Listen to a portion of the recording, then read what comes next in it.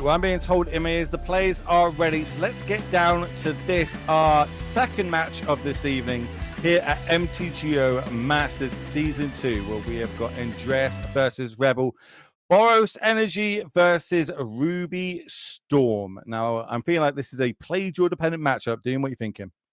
Yeah, I mean, this is probably not the exact matchup that Rebel wanted to play against. The Boros deck is very good at fighting these fair fights against other mid-range decks. It's got a lot of card advantage with Amped Raptor, Unstable Amulet, Ajani, things like that. But if your opponent's trying to kill you on turn 2 or turn 3, it's maybe not the best. Yeah, this deck is super explosive. At the weekend at the PT, it literally beat me turn 2 and turn 3. I went land go and lost the game. I went, oh, cool. Okay. So I feel like it's one of those decks, especially because it's, as you mentioned, it's on the radar. There's lots of sideboard cards for it floating around in all 5 colors of Magic, even 6 as well, I suppose, if you count colors. That you need to mulligan quite aggressively in the post board games.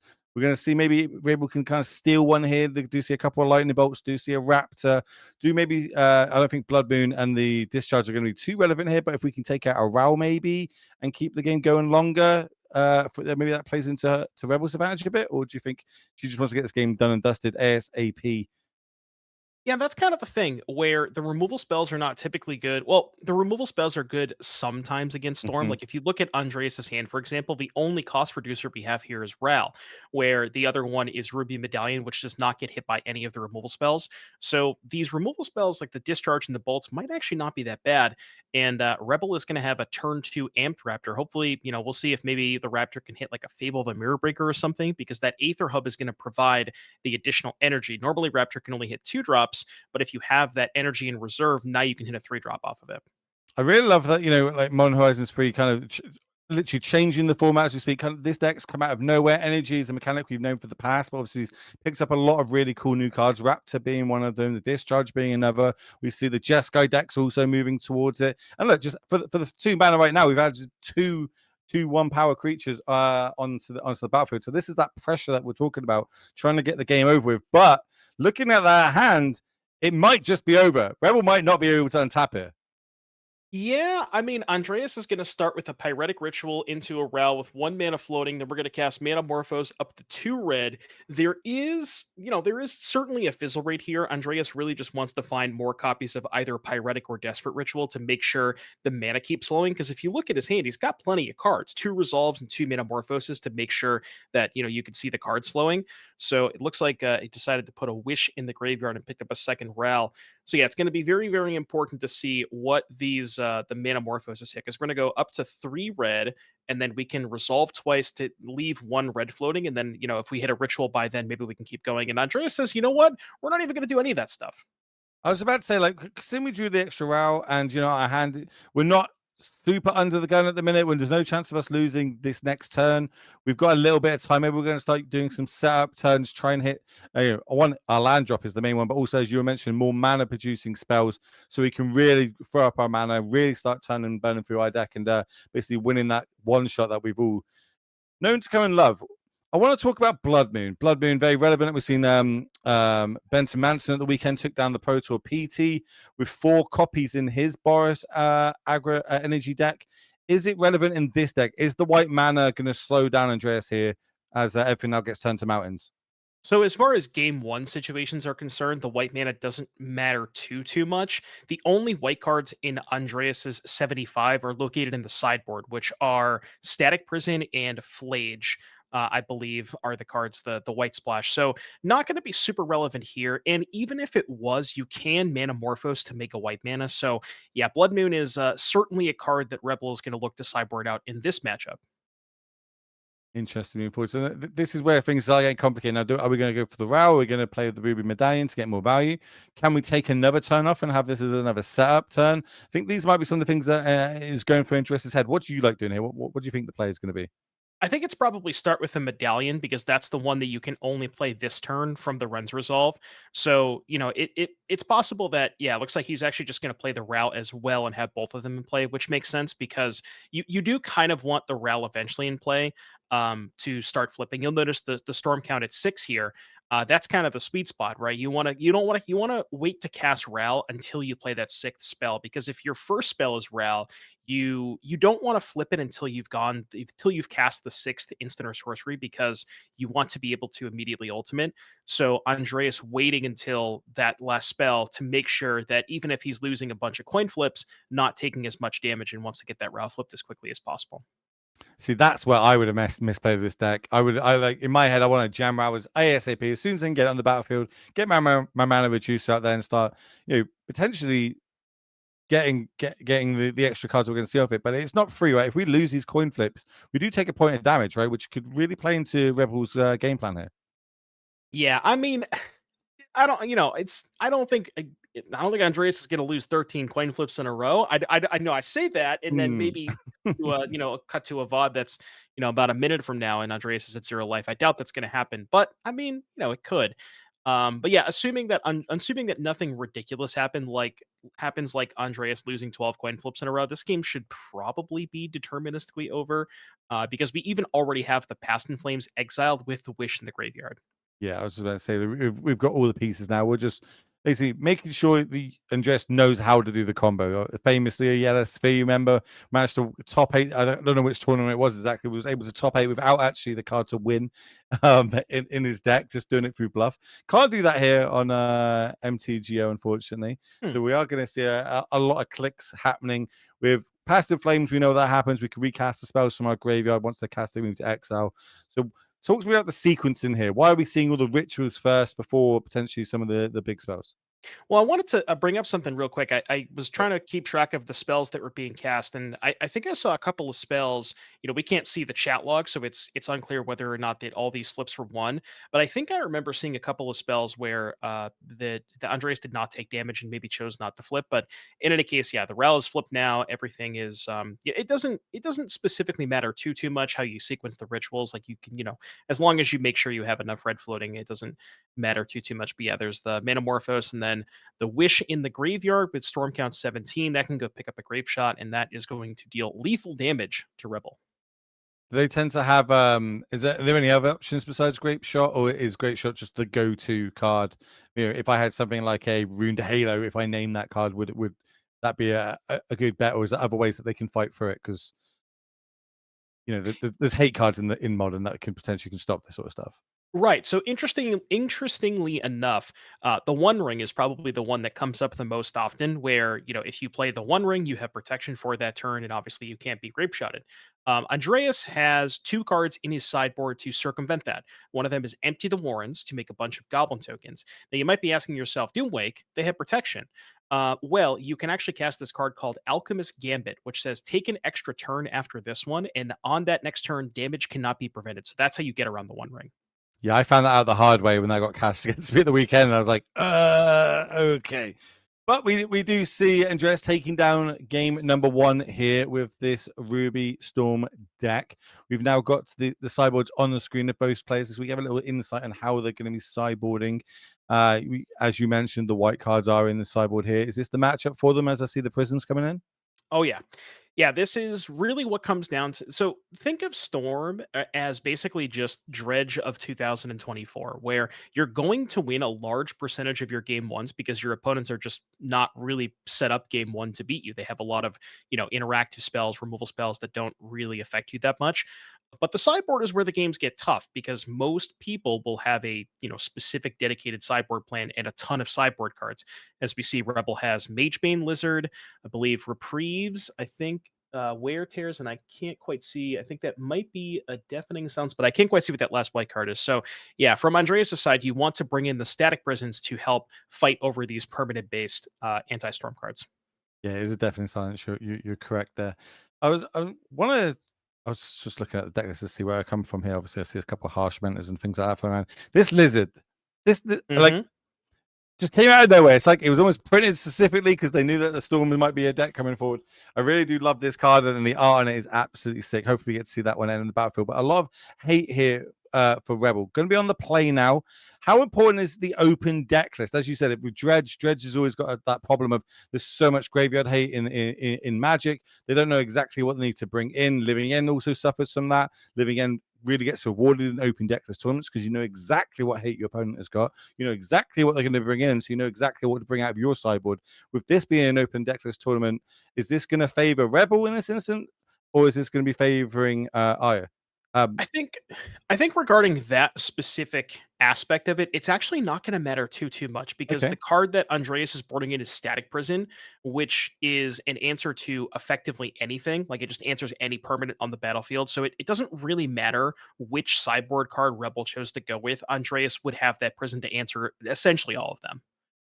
And you only need it for a turn, right? And that the status prison it stops it for 2 turns potentially because it also generates the 2 energy in your Yep. main phase 1, isn't it? You decide if you want to spend the energy or not, and that's just the gap, the opening that Andreas would need to be able to potentially combo off.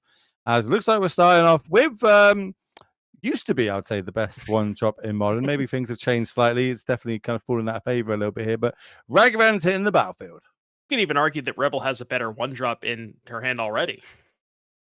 I don't know. Still to be seen. I haven't played that card a lot. Eh. I see it built in some decks how they're built. I don't think we're going to be seeing it here either. I think now we've drawn the Ajani.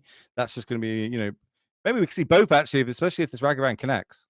Yeah, Rebel can play both this turn. You can just the Ragavan's going to connect. There's nothing from Andreas, and we can just go ahead and slam the Ocelot Pride and the Ajani. Now, Rebel might be a little scared about dying next turn. Maybe he wants to consider holding up the Lightning Bolt or the Wear Tear. The problem with holding up Wear Tear is it's specifically there for Ruby Medallion, and you don't really want to hold up 2 mana to kill that because I think you want to put some more pressure in play with the Ajani because that's three power in the battlefield versus 1.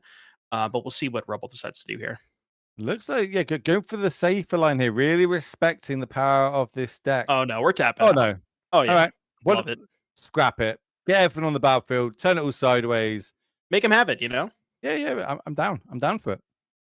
and have it. Oh, I was gonna say Ooh. Andreas needs a ritual, and Will, that is a ritual. We might have some fireworks here. I'm about to say, do you go for it, or do you go for Never a mind. setup turn like we did in game number 1? And it looks like we're going to go for that setup turn. Still no extra land there, though.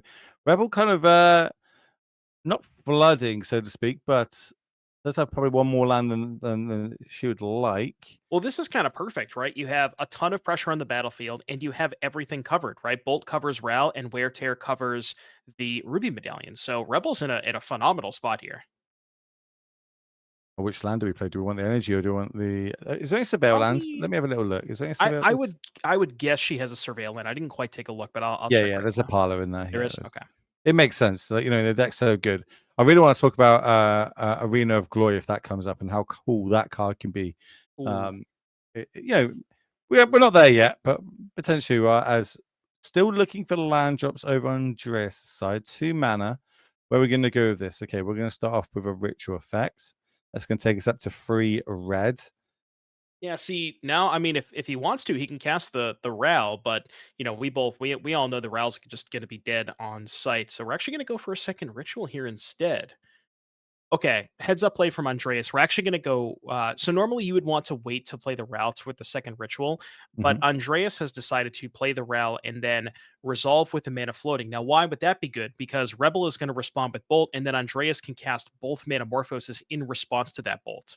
So basically, the idea is we're going to try and flip it before the bolt resolves. But if we lose both flips, it will go, as we've lost 1 flip there, taking 1 more point of damage to the face. Metamorphosis is going to resolve, go up to 2 mana. We've got 1 more instant in our hand. Another flip. If we get there, We nope, lost lost it. both flips. Okay. So now we need to draw an instant off this Metamorphose. Yeah, another Metamorphose would do it here for Andreas. Well, that wouldn't do it. It would give him 1 more coin flip. Yeah. But And suspense. I can feel it. ooh, I think I was gonna say, I think he's That's clever. thinking about making white mana for the Static Prison, and he picks up a second Ral, which is interesting. Is you have 3 floating, you let the resolve, and then you can play Ral with 1 red.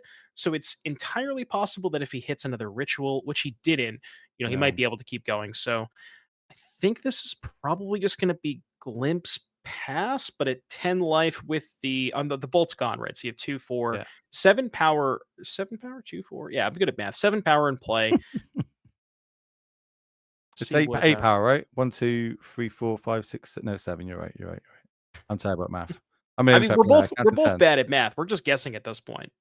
Just say random numbers until someone in chat corrects us. That's how it's going to be. Exactly, yeah. But Prison's going to come down potentially. Yeah, so I think Okay, he's so gonna go Glimpse yeah. with white floating.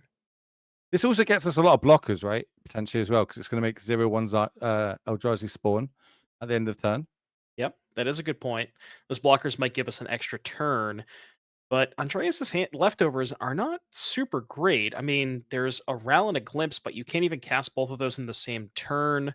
I guess you get the spawn tokens to get more mana if you don't block with all three of them. So the mana generation from the spawns could potentially allow Andreas to go Ral into Glimpse with a red up.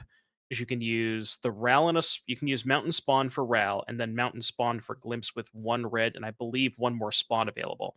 So it would be able to glimpse with access to red mana. So that potentially could mean maybe see some fireworks next turn, but we'll have to see what where Rebel finds.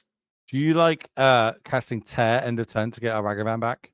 Or do you think it's safer to save it for potentially future amulets? It's interesting. Looks like she is going to go for it. I actually don't hate that because you're also putting the nice thing about dealing the maximum amount of damage to the storm player is if they are trying to combo through Ral. Like it's a lot harder for Andreas to combo through Ral at 2 versus at 9 because then you don't have as much Ooh. wiggle room, or you can just grab Lightning both bolt off the anyways. top. Okay, so how does this turn kind of play out? We turn everything sideways. How many can we afford to block with? How low can we afford to go with Row on the other side? Can we even flip it if we take damage from it? How much damage is taken? So yeah, we're kind of seeing Rebel do her game plan here of applying, just keep applying enough pressure every single turn. We've seen a little bit of a stumble here over on Andreas' side, a little bit unlucky with a couple of those coin flips. I think it's decided to have it just to block the Ragavan and take the other 5 going to 4. Yeah, this is a tricky spot for Andreas because he wants to balance making sure his life total is high enough to not die to losing a couple of Rao flips, but also wants to make sure he has enough mana to be able to go Rao into Glimpse next turn. So it's a very fine line to like a very fine tightrope to walk. Kind of There's no like crazy line here where we kill one of our own cats to flip the Ajani to do something, some sort of shenanigans that way, right? I don't think it's. Oh, it is lethal, right? If you bolt the cat, a Johnny flips 3 creatures, then you go 0, make a 2/1, 4 creatures, deal 4 to Andreas. Yeah, that would be lethal, I Okay, cool. believe. Let's see if I think like see Rebel kind of hovering Yeah, I over think here, like, we're reading a Johnny. Okay. what does this card do? Right, so there's a reason we gave you some planeswalkers to build around. They have a little bit of extra text here, and I think we might be seeing that line that we were just speaking about. Lightning bolt our own cat token. That's going to flip the Ajani over to the Avenger side of it. Now, talk me through the different modes and basically the mode that is potentially going to win this match now. So basically, Ajani makes a cat token for the 0, and then if you control another red permanent, it deals damage equal to the number of creatures you control to any target. So very potent in this deck too. That really makes a ton of bodies. With Ocelot Pride making a token every turn, you have some other 1-drops like Guide and Ragavan. Ajani brings a body with itself. So and you have a plethora of red permanents to make sure that you're always able to trigger the damage half. I love Johnny. I think it's really It's great. so good. Yeah. I ordered 4 of these like when it was first announced. I was like, this card just seems like it goes in the sort of decks that I want to play. And Rebel is clearly agreeing with me as we go back to the sideboard to both these players. Now Andreas is going to be on the play. We see the Prism staying in. Didn't really see much Simon from either player there. They're kind of happy with what they've the 60 that they played in game number 2. Hopefully that's going to play out for one of them as we go into game number 3 here. Match number 2 of MTGO season 2. And not a ton to change here. I mean, even play draw, like the sideboards are Rebel has anti-storm cards and Andreas has cards that answer anti-storm cards, and neither player really is going to change too much whether they're on the play or the draw. I'd say that because Rebel's got great 1-drops, it's really kind of apply that pressure early, and as we see Ragavan in the hand now. I'm asking you the big hitting questions. Do we go Guide or do we go Ragavan turn 1? Is there any preference here? Do we need to get that extra value and typically add up that extra energy so we can add So counters later on, or is just Ragavan just too good? Against Storm specifically, I think it's always Ragavan. I think against some of the other mid-range matchups, like if you expect your opponent's going to have a blocker, or maybe they have an Orcish Bowmasters, it's a little bit better to lead with Guide of Souls. But when you're just in a pure racing situation, I think you almost 100% of the time will always lead with Ragavan. That's the correct answer. I think Crowd's amazing. As a ritual is drawn over on the other side, no mana reduces yet, so we might just see another setup turn, which we Oh, we found him. Okay, we found him. There's what, 8 in the deck. So there's 4 Ral, 4 Ruby, and now we've got 2. Does that mean that next turn potentially we can see Andreas going off? Does Rebel need to respect that, or is she able to kind of get maybe the Fable on the battlefield because she's drawing a lot of lands right now, and that'd be a great way of getting them out of our hand and turning them into fresh cards. It's tough to say. I mean, we know at home she doesn't have any piece of interaction in hand. She could hold up mana and try to bluff that she has maybe a bolt or a wear tear or something like that. And we've seen Andreas play a little like respective of that, in the Mhm. previous games. Like he, respected the fact that Rebel had removal spells, even when we thought like she, when she was tapped out, he like didn't go for it. So she's just going to jam the Fable, and we've seen it a couple of times, like that. Andreas has in spots like this where you have to ritual first and you have less mana. It's not as guaranteed as when you get to like untap with the cost reducer. Oh right, but he didn't play a land, so we can go land first and then start the fireworks. So yeah, I mean it's looking pretty good. We have 1, 2, 3 access to 4 red mana with resolve and glimpse. So we get to see a ton of cards here for Andreas. Yeah, this deck is crazy. And this is what I was meaning about maybe like, and this is my experience playing against it at the weekend. Is I feel like I really need to mulligan at least down to 6, maybe even 5 to try and find some sort of hate piece. Because if you just leave this deck to kind of its own devices, it will just goldfish and win the game. And we might be seeing that right now as all the right cards can be sat on top of Andreas's deck. We've got the ways to like turn and burn. We've got ways to add mana. We've even got a wish to go find something out of our sideboard if we need to. And what's the storm count now? It's got to be what, 2, 3, maybe? So the Ral was the first spell, then Metamorphose Resolve. So the storm count is 3, but it's only 2 spells for Ral. And what's the what? And you said 6 is the key number we want to get to, or is it 7? 6, because it starts with 2 loyalty, and then it enters with an additional loyalty for each instant or sorcery spell you've cast this turn. And And -8 is the ultimate. it looks like there's going to be a lot of them. It looks like we're going to go a glimpse first. Past in Flames was found. Yeah, I mean, Andreas is kind of bricked off a little bit. That like he found a prison which didn't want a Tarn in another round. None of those are very good. So this glimpse has to kind of find a ritual, and Andreas bricked. We're gonna be passing the turn here. Yeah, that is not what he needs to find. Going to go a little bit deeper here, kind of set up for the next turn, but that means Rebel will get another turn. And more importantly, this Fable the Mirrorbreaker line paid off because we get to ditch Mm, 2 of these lands in our hand, turn them into more spells, and potentially we'll those spells. Oh, okay, we flipped it. take a look at the number that's on Ral though. Remember the minus was 8. That's only 7 loyalty. So what we do, we can kill the Ragavan here, or we can tick up to prevent a little bit of damage. It's tough. So wish past in flames in hand. My assumption would be you probably should minus the Ral here, because even if you tick it up to 8, Rebel's just going to be able to attack it. And Andreas disagrees. We're going to go ahead and tick it up to 8. Oh, right, you have the blockers, We so you get can the go 4 tick up to blockers. 8 block. Okay, yep, I'd forgotten about those glimpse blockers. They get you every time. Will. Well, here comes the Fable. Trigger on the stack. We can discard 2 cards, draw up to that many. Looks like we're getting rid of 2 land, Ooh. finding 2 bangers. Also, want to note that the Arena Glory is on the battlefield, so we can give creatures haste this turn if you want to exert that as well. Don't know how relevant that's going to be. She kind of Rebel kind of has to though, because the Ral is at 8 and there are 2 blockers in play. So I think what I would like if I was in Rebel seat is go Arid Mesa for say maybe like a Plains or a Sacred Foundry. Use Mhm. the Arena and the Sacred Foundry. Make 2 red. Haste the Magebane Lizard. Attack with all 3 at the Ral. That gets you a guaranteed damage on the Ral, and it allows you to put the Magebane into play. And then maybe post combat you can either play like I guess you could also Oh, dude, it go gets better than that, my Guide of friend. If Souls a Johnny?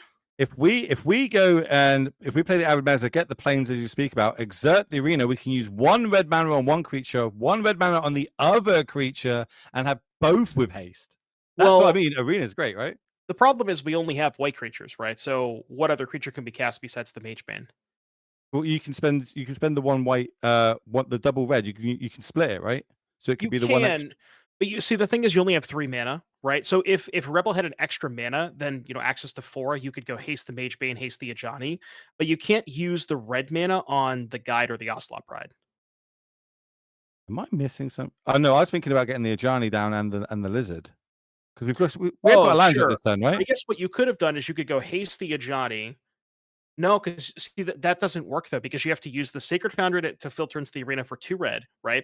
Use the Mesa for the white mana to play the Ajani, but then you have the red floating, which you would have to burn that mana until, like, you know what I mean? You would have it floating, you wouldn't have access to it post Ah, combat. yeah. You've got Right. okay, yeah. You got to filter it in. That's the bit was. I was missing that key little step there. That's fine. Okay, cool. That's why I just say the lines and you just say no. Well, this is the actual line and how it works. So What we now the pay you the question big is, money for. does she play the Ajani or does she play 2 1-drops? My guess is honestly maybe just 2 1-drops, but she's going to go with the Ajani here. The reason I was thinking about 2 1-drops is because Mhm. it gives you a higher energy surplus for next turn. For it, like maybe there's a potential where you could even attack with 2 creatures and jump them both with Guide of Souls if you have enough energy. Okay. And obviously, we saw Johnny was able to win game number 2 and take us to this third game. So that's where was Sun to go with as Yeah, this is the issue. prison. Yeah, because the prison was face up in the exile zone. There wasn't a lot that Rebel could do about it. I mean, she just kind of had to play her cards. But now we'll have to see. Does Andreas have enough mana and resources to be able to go off? So 2 mountains and 2 spawn tokens. Past in Flames cost 3. So you can go spawn, mountain, Past in Flames, red untapped. And then the graveyard contains a Metamorphose, I think a Pyretic Ritual, and Mhm. then 3 or 4 of the draw twos. So you have access to 1, 2, 4 red mana, and then you can maybe go 3 draw twos and then try to find another ritual. We've also still got a land drop this turn as well, right? Yep. Okay, so mana not the biggest issue right now, as we do have access to a lot of it. Remember, mana reducer because the rouse takes up. The sorceries and instants cost 1 less. But if we start bricking, which that finds a ruby medallion and another prison. Just it seems like there's something's got to go Andreas's way here for him to be able to combo off this turn. Yeah, I mean, it's weird. He's a little choked on mana. You see, he's not hitting a ritual. We have the ability to cast 1 more draw 2. Well, I guess we can cast 2 more with the land drop, but really needs to find a ritual to make sure we can keep going through these spells because these draw twos or effective draw twos are discounted by the RAL.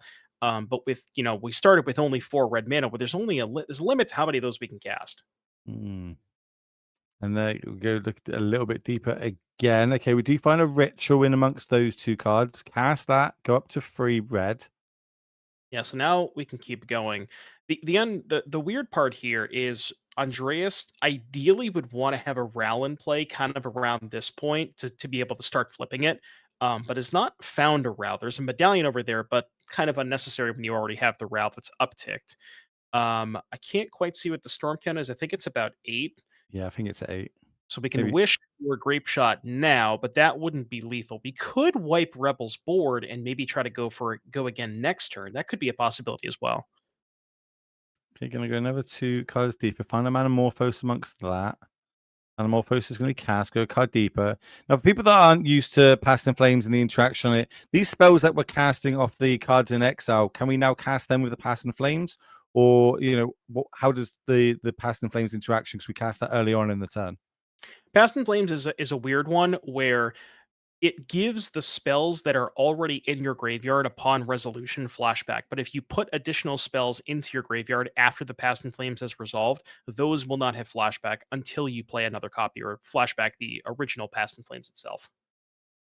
Sweet. So, okay, clearing that up in case anybody doesn't know. And then But we have, now, there is actually, I think this might just be enough because you said we haven't played a land drop. We can go Past in Flames from hand, 1 mana floating, use the ritual up to 3, Metamorphose up to 4, Wish down to 2, Grape Shot down to 1, and that should be, I think, exactly enough Storm. I think Andreas has seen the line that you said, my friend, and that's it. This is going to be up to 13. This pits us back up to the 4 mana Wish for 2, Grape Shot, all to face. Yeah, this deck is crazy. This deck Yeah, is I crazy. mean, when you have one of those cost reducers and you get to keep it in play for basically forever, I shouldn't say forever, but Rebel didn't find a removal spell here, and that's kind of all it takes. It's when this deck is left to its own devices, it can look pretty powerful. And that is, didn't put up great results at the PT, but it's putting up great results here as Andreas Peterson is going to take this match 2 down and advance to the 1-0 bracket. So we'll be facing off against Arya in the next round.